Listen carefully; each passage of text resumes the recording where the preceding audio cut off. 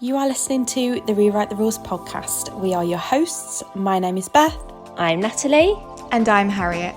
Rewrite the Rules podcast releases a new episode every Monday, and we're all about helping you achieve a happier and healthier relationship with food and your body. We're real people with real life experiences, so you can expect us to be keeping it raw and real in each and every episode. Don't forget to follow and subscribe to us on whatever podcast platform you use, and share the love with a friend that you think will love this podcast. Now, let's get on to the episode. Hello, everyone. Hello, welcome back to another episode of Rewrite the Rules.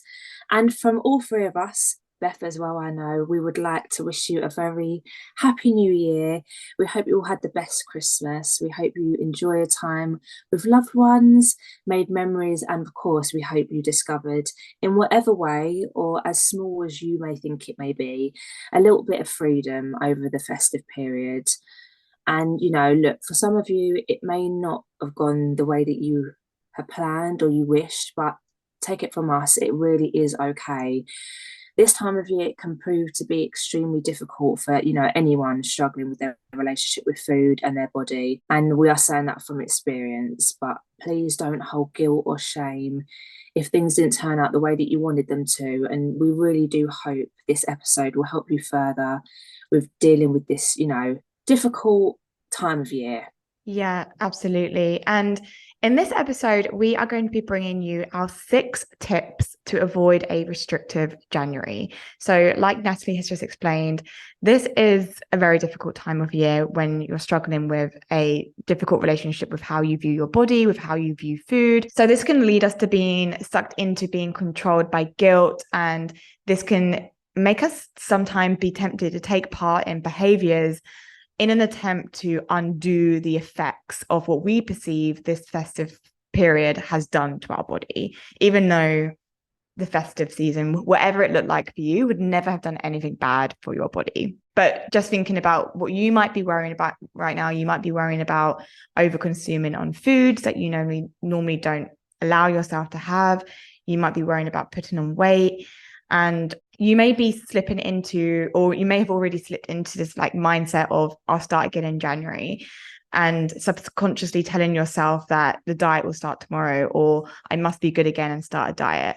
And we are here to tell you, from our opinion, this does not work if you are struggling with restriction, binge eating, or a hard relationship with how you see your body. And this is a really miserable way to go through life, just constantly punishing yourself for simply enjoying food. And this way of thinking is a vicious cycle that will leave you feeling frustrated and exhausted. So we are going to be sharing with you the 6 tips on how to avoid being restrictive in January. And I really think that some of these tips you're not going to see come in. So just make sure you stay until the end. Yes, I'm excited. And I was thinking when I was thinking about doing this episode with you that it's really important to be honest. And, you know, even myself and, you know, recovering from binge eating, I still find Christmas difficult. Like, I still do. It is a time where you're eating a lot more, you feel sluggish. And, you know, still sometimes I have those times where I'm like, oh, I've eaten way too much. And that thought creeps into my mind. But I can tell you, I can remove that guilt so much quicker than I used to. It lasts, you know, 10 seconds compared to it lasting, you know, it would probably last 2 months where I'll be trying to undo what I think I'd done at Christmas. And, you know, that's why we are really giving our experience. We've been through it, and, you know, we've both probably been in the depths of feeling real guilt and really falling into unhealthy habits. So that's why I'm just so excited to share these tips with people, because I do really think that so many people need sort of that help and, you know, guidance through this time. Absolutely. Should I get started with the first tip? Yes. So the first tip is to understand the 2 main different forms of restriction. So when we talk about food restriction, I think most people think of physical restriction. So that's where you're physically saying, I'm not going to have this, and you're physically not having that food. So just to give an example, you might be saying, I am not going to have chocolate. I'm going to start the new year and have no chocolate. And if you were to actually not allow yourself to have chocolate, that is physical restriction. But there's also another form of restriction, and that is mental restriction. So that would be when our thoughts and our feelings are being very restrictive around food. So to use a chocolate example, that may look like allowing yourself to have chocolate physically, so you're eating it, but in your mind, you're saying, I shouldn't be having this. I shouldn't have that. That was bad. I should try and maybe have less in the future. So those are the two main types of restriction when it comes to food. Often people who struggle with their relationship with food in a restrictive sense will experience both. But what I've also experienced is, especially those in recovery, they're aware that physical restriction is not good. So they allow food back into their diet, but then they're still mentally restricting. So Yes. This is where self-awareness is so important. You can't just be aware of your behavior. You also need to be aware of your thoughts, your feelings, and then how your thoughts, feelings, and behavior all interact with one another. You need to be so honest with yourself and just aware. I would say that is really step one. I love that, honestly, like the way that you've just explained that, because it is people in recovery, and even like myself, I'm sure you experienced it as well. When I was trying to recover from binge eating, I was like, I'm allowing myself this food, but why am I still binging? Like, why am I still like, and then it's like, when you really think about it, it's because you're still telling yourself, I shouldn't be having this food. Whilst you're eating it, you're still thinking, no, this is bad, still labeling food. And what that does, obviously, you're still not fully healing your relationship with food, or, you know, foods that you're trying to bring back into your everyday and regain a healthy relationship with. So, yeah, I love that one. Yeah. It's like getting into a relationship with someone or getting back with an ex when you haven't actually made peace with them. So like you're with them physically, but in your head, you're like, I hate you. I don't like you. I still don't like you. What am I doing? You know, if you were to get back with an ex, like you would need to have made peace with each other and to actually want to get back with them. And it's the same with food. For that relationship to be, you know, sustainable and ongoing. So I love that. Yeah. That Had to say it. love that one. So tip number 2 is becoming clued up and educated on diet-based businesses taking advantage of how people will be feeling around this time, and in turn using that as fuel to promote extremely restrictive diets, maybe, or promoting weight loss products and gym plans. And, you know, gym plans is a different thing, because, you know, you can have a really healthy gym plan. People, you know, you're allowed to exercise, you're allowed to do all these things. But I'm talking about in terms of businesses that are promoting very, you know, hardcore, unsustainable exercise regimes, or for a lot of money. So yeah, businesses / companies know that around this time of year, it's more likely than so a time where everyone eats more. And they will use this to their advantage in selling products, or, you know, trying to influence our decisions on whether or not to take part in diets. So one thing that I would say is, if you see any of this sort of these selling tactics going on, or if you're scrolling on Instagram and you're seeing a lot of businesses promoting weight loss products, you know, such as slimming pills or teas or all of those things, if they sound too restrictive, then it is too restrictive, you know. If it sounds like you're going to be hungry, you are going to be hungry on this. And I always say, if you think about doing something, taking part in something, and it doesn't fit into your everyday life, if you can't carry that on, you know, if you can't go out and enjoy yourself and enjoy a food that you would normally enjoy, and that would, you know, hinder your experience with whoever you're with, then it's not going to be sustainable. And if it's not sustainable, then you just, it's not worth it.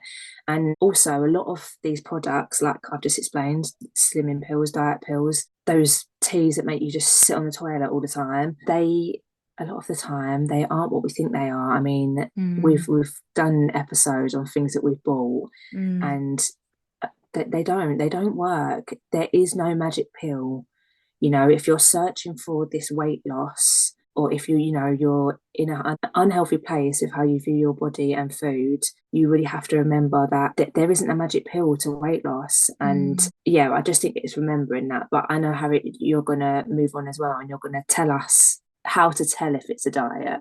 Yeah, so I thought it would be really important to give you guys some tips on how you can tell if something's a diet when it's not directly marketing itself as a diet, because a lot of the programs and services that Natalie has just explained may not actually say they're a diet. They may say they're a lifestyle, they're helping you change your lifestyle. It's a lifestyle change.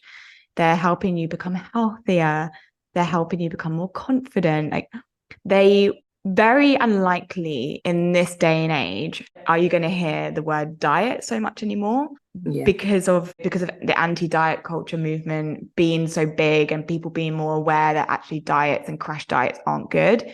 So a lot of these sort of services have just like rebranded themselves, but they're actually, it's still a diet that they're offering you. But here's how you can tell if it's a diet. So one, if it implies that there are good foods and bad foods. So if it's saying you need to eat more of this and less of that there's the right food, there's a right way to eat, and there's a wrong way to eat, I would definitely say that's a red flag. Secondly, if part of the services highlights certain body parts. So for example, do this training plan and you will get a flat stomach. It's targeting, what was it called when they say like you can't fat reduce? Is it spot reduce or something Spot like reduce, that? yeah, because you can't have full control over how your body changes. Yeah. So you can't just do one thing and it's going to target one specific area of your body. It doesn't work like that. Yeah. So especially like I recall in my mind like these advertisements of like the diet pills that are like, this will help you lose X amount of inches around your waist and help you lose belly fat. And it's actually, that's not how our body works. So if but they know well. But by yeah, saying, because most people want a flat stomach, most people want slim thighs. They know that by saying that, that's such a good selling point. Everyone's going to want to buy it. That is what you're saying it's going to do. Exactly. So if they're just like mentioning certain body parts, I would say question it, red flag. Thirdly, if they are promoting any sort of restrictions around meal timing, so you can't eat before X time or you can't eat after X time, then that's restrictive, right? Because it's dictating when you eat, which it's a diet. If the services are just super focused on your appearance and that is the main byproduct. So this is, again, when their advertising can be kind of sneaky, because they might say, buy this, do this, so that you can feel more confident. But they're saying that you'll feel more confident because you will have a quote unquote better body. So the whole thing always comes back to your appearance. So just keep questioning, like, what does this all come back to? Because like, there's even still coaches out there saying that they're going to help you stop binge eating, they're going to help you improve your body image, they're going to help you have a healthier relationship with food. But then their whole product still comes back to the appearance. And I think that's really wrong, in my opinion, because that's essentially the goal of a diet. Yeah. It is. It's all hidden meanings, isn't it? Like you say, it's trying to promote one thing when in actual fact, all it's really promoting is that we want to make you believe that there is this ideal body, and we should all conform to it. And all that really does is just send you on a path of, leads you down a path to an unhealthy relationship with how you view your body and food. Exactly. So you might be thinking, yeah, I'm doing this to be healthier, but like subconsciously it's about your body, it comes back to your body. And then you're kind of back at square one. So I think that's really important to be aware of. But the last thing I'd say in terms of how to spot a red flag, is it a diet, is it not, is if the messaging around whatever the service or product is evokes any sort of guilt or feeling of being like unworthy with how you are now, I would say it's it's got that diet mentality. And that's definitely a red flag. Definitely. Yeah, 100%. And I wanted to say as well, like with this specific sort of episode that we're doing today, because I know that we had it before, and I think like I don't want to get too, because it can get quite difficult, but we are talking about this all in regards to if you are struggling with how you view food in your body, because we're not on the side of, we know that diet and exercise can be used and people will embark on that journey for health reasons, we're not saying it, but this is really, if you're finding this sort of period of time really difficult, or you're viewing food in a way that you didn't used to, then we are just saying that just be very aware that these diets, it can trap you. It can lead you to a place that you're going to be worse off. So we just have, make you aware of that. 100%, because it's just making sure you're doing what you're doing for the right reasons. And yes, I often think an easy way to understand this for yourself is, am I doing this from a place of fear, or am I doing this from a place of compassion and love for myself, right? Yeah. Often diets and their purposes are driven by fear. It's like, I don't want to look like this anymore. I'm scared of what people will think of me. I'm scared of what I will look like in that bikini on holiday. And you're scared, right? It's fear, it's anxiety. Whereas, if you wanted to sign up to the gym because you're like, I want to feel more energized, like I want to take care of myself, I want to feel good, I want those endorphins, like whatever it is, and it's coming from this like loving energy, then very different. Yeah, I love that. Such a good way to explain it. Yeah, so I hope that helps, guys. But should I move on to the third tip? Yeah, so the third tip that we have in terms of how to not restrict is get clued up on the consequences of restriction. And the reason why I wanted to add this one is because sometimes restriction is glamorized. It's almost like we think it won't do any harm. It's like, yeah, I won't eat that food. I won't eat chocolate. It's fine. Like, I'll be strong. I'll have that willpower. When actually the symptoms of restriction would be the same if I were to restrict or if you were to restrict. Like, it's not glamorous at all.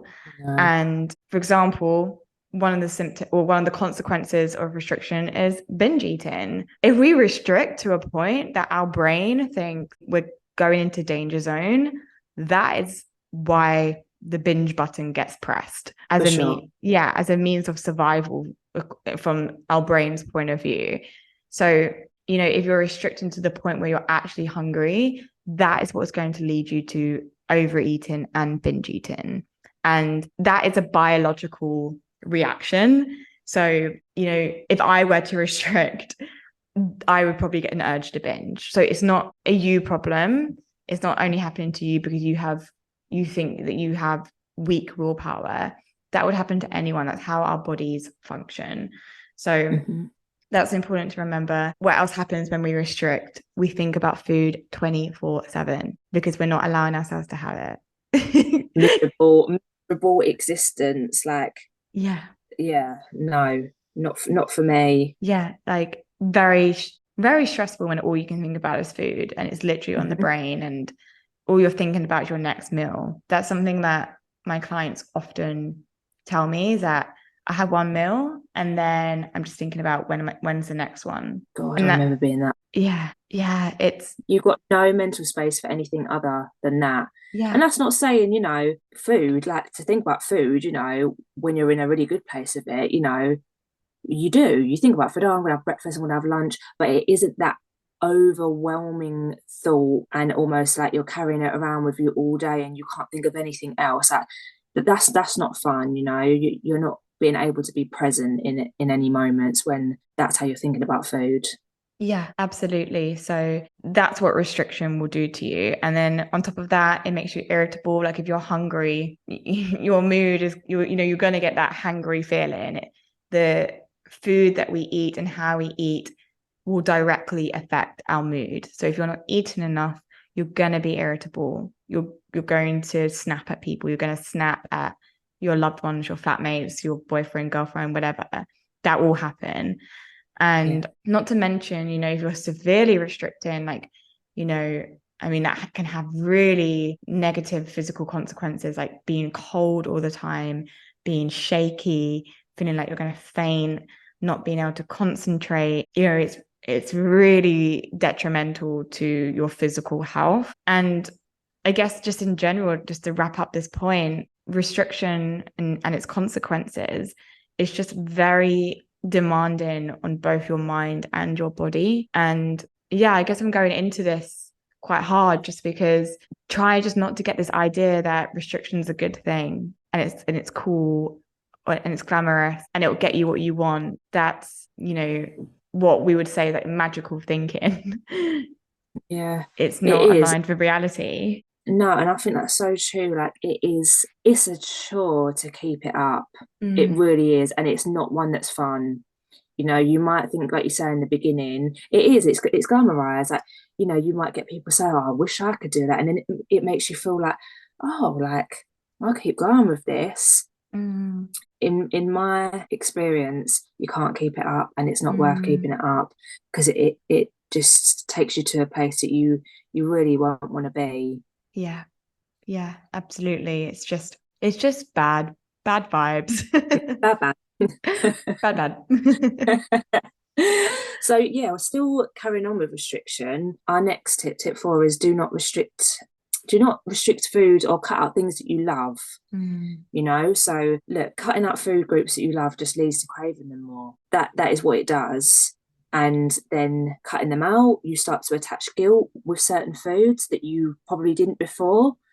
And then this ultimately will lead to a difficult relationship with these foods. And I'd always take it back to when I didn't know anything about food, when I didn't know what calories were, when I didn't know what fat was, you know, when I had no clue about food, that was when my relationship with food was the healthiest. When I didn't cut things out, literally, I was so in tune with my body. And I think when you do cut them out, it's just going to lead to you feeling guilty, and then you're going to spiral into this unhealthy relationship with how you view food. So if you love food, you don't need to feel guilt for eating them. You know, you don't need to do that. And it's me probably saying it now, it sounds easier said than done, but you know, we have lots of episodes on how you can sort of heal your relationships with food that you have started to view as, you know, bad, or you've completely said no to. But yeah, just don't cut out foods that you love, guys. Life is for living and enjoying. Yeah, absolutely. And I love just like how simple that tip is. It's like, this doesn't have to be complicated, you know? Yeah. And it reminds me of when I went on the keto diet, which we've done a whole episode on crazy diets we've been on, but way back when, my past life, I say, I went on the keto diet, which restricts you from carbohydrates, when carbohydrates are my favorite foods. Like I love pasta, I love savory food, which, you know, normally is like a carbohydrate. So I wish I had someone to say to me, like, don't restrict the food you love, because that would have really made sense. And like, it might sound obvious, but how many of us have restricted foods that we like and like love even, you know? 100%. Yeah, definitely. It's just not a happy place to be in. Cutting out carbs, no. You know, every food group serves its purpose and it's there to be eaten. And like I say, we say it is easier said than done, but food and eating shouldn't be a mathematical equation, you know. It shouldn't be like doing blooming arithmetic, or it is simple. When you keep it simple and you strip it back and you listen and you tune in to how you feel, your hunger cues, when you want to eat, it may feel very alien in the beginning, but you know, it does work. Yeah, absolutely. I love that. Our next tip is notice very, very, very sneaky forms of restrictive behavior.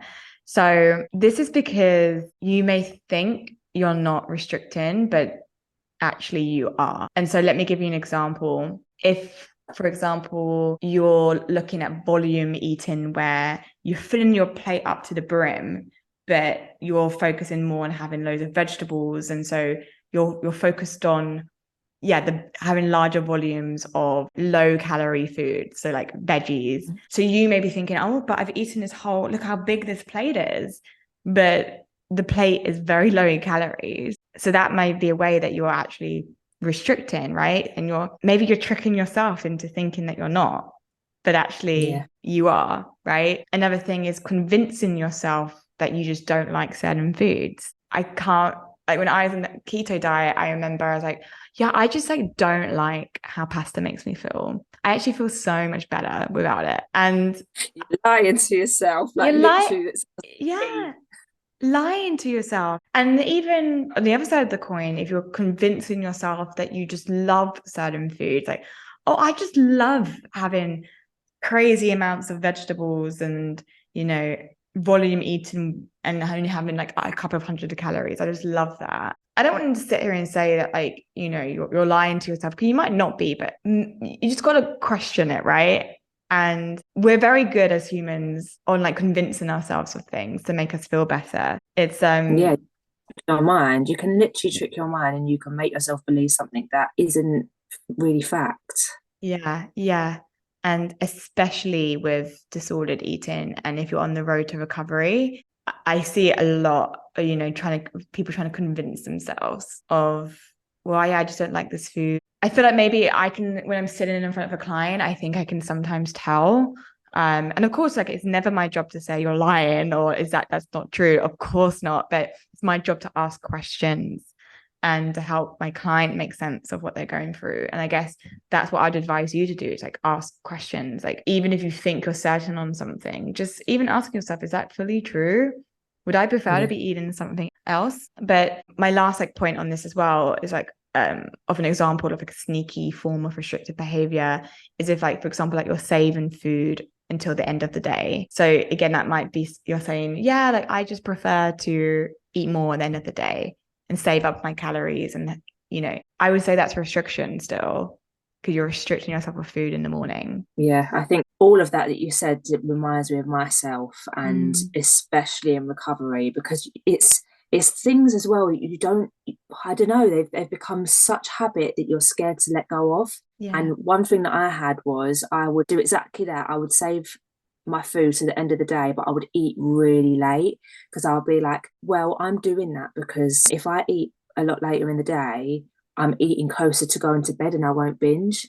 But I still knew that I was restrictive for a lot of the day, and it wasn't healing my relationship with food. I still wasn't getting to where I wanted to be. And I think being really honest with yourself, it can be extremely difficult. But when you do it, the relief that you feel, and then you can be like, right, and now I can start to put the wheels in motion and doing what I need to slowly, step me towards where I want to be with how I view food. It's liberating, isn't it? Definitely, 100%. And just feeling aligned, like fully aligned with like your decisions and what you're doing, and feeling just like good and wholesome about it. There's no better feeling. No better feeling. And the last tip that we have for you is seek help and guidance. Look, if you're listening to all of these tips that we've just spoken about, and you feel, because we can feel at a real rock bottom with how we're feeling, we can feel like we don't know where to turn to, you holding this in, I would say, and if I hadn't have reached out or I hadn't have asked for help, if I hadn't have got therapy, for instance, or opened up to my family, I really don't think that I would have been able to do it. And people might be able to, and I'm not saying that they can't, but it almost felt like me not asking for help or me not trying to seek help, I was holding this secret in, and it was weighing heavier on me. It wasn't doing good for me. And I found that 100% getting therapy, talking to my family, it just gave me that support that I needed. And there is help out there, Harriet, Beth, this podcast, there's coaching, there's therapy, there's all of that stuff. And also trying to find or seek family and friends that you really trust. It can be difficult. And from when I was doing coaching before, that's a real big thing that a lot of clients that I had struggled with was, how do I even tell my family? Look, I really want to tell you, they probably have a feeling that something isn't right, and they're waiting for you to come to them because they're scared about how to approach you about it. So they're not going to react in the way that you think they're going to react. I'd say, when you know that this person, you can rely on them fully, because some people don't understand it. If it's a colleague at work, you talk to them every now and then, they're probably not the person that you want to be talking to about it. But whereas family and friends, your loved ones, they are. So yeah, just seek that advice. Like I say, Harriet with her therapy, Beth with her coaching, there is all those resources out there. And also, even if you want to drop us a message and you want to ask, then that's what we're here for. 100%. And starting from now, I'm actually offering 2 different types of services. So I'm offering a one-off intensive session where we literally deep dive into what you're struggling with, and I can then give you a really practical, efficient action plan to help you just move forward. Or I'm doing 3-month programs where you can work with me for a bit more of a longer term basis, and we can take things at your own pace and really get that high level support. So if you're interested in any of those, then you can message me and we'll go from there. Yes, and I think that's amazing, because that is giving people 2 options, because sometimes we might be scared to commit to that long term, but that long term help is going to be amazing. Like, it really is, because it's going to give you that constant support. But sometimes we might just be like, look, I just need this intensive, I need to just talk, I just need to get it out. And it can feel like maybe, I don't know, committing to things sometimes can be scary, but I think once people actually take that leap, you can see that also committing might be the best thing for you. So I think that's amazing. Absolutely. And that's why if you book the intensive and then you're like, okay, I actually want to work with you longer, the price that you paid for the intensive will be taken off the price of the 3-month. So you can almost even see the intensive as like a trial. Yeah, exactly. Yeah. So it's going to be the feel for it, and it's taken away sort of the scariness of it almost. Absolutely, because I think especially when you're working with someone, you need to know if you align with them and if you get on with them. We're all human, so we just need to ensure that we get on with each other and stuff, and our philosophies align. But yeah, I'll put more info on that in the show notes, so if you want to jump on the call, we can discuss that. And I think it's amazing, lastly, just because I know when I was struggling, there was nothing out there. There was no help. I'm very lucky that I found a therapist that actually had been through binge eating herself. And that's why, like you say, I felt so aligned with her. I felt like she completely got it. We clicked straight away. And, what you're offering, like, it is amazing, guys. And it's taking advantage of these services that are out there and that Harriet is offering. So thank you. We just really hope that this helps you, starting the new year, listening to this and feeling like I can do this year differently. I can enjoy 2023 instead of doing diets and taking part in all of that. Sometimes it can make your year a long slog. And let's avoid that. Let's avoid that. But I love that. I was saying, it feels like I haven't done an episode in so long. So I know you as well, and we just hope you enjoy it. Yeah, absolutely. So, and it was so good being on this with you, Nat. I feel like we haven't done an episode us 2 in so long. So long. And I can't wait for us all to be back together and doing an episode, all 3 of us. So 100%.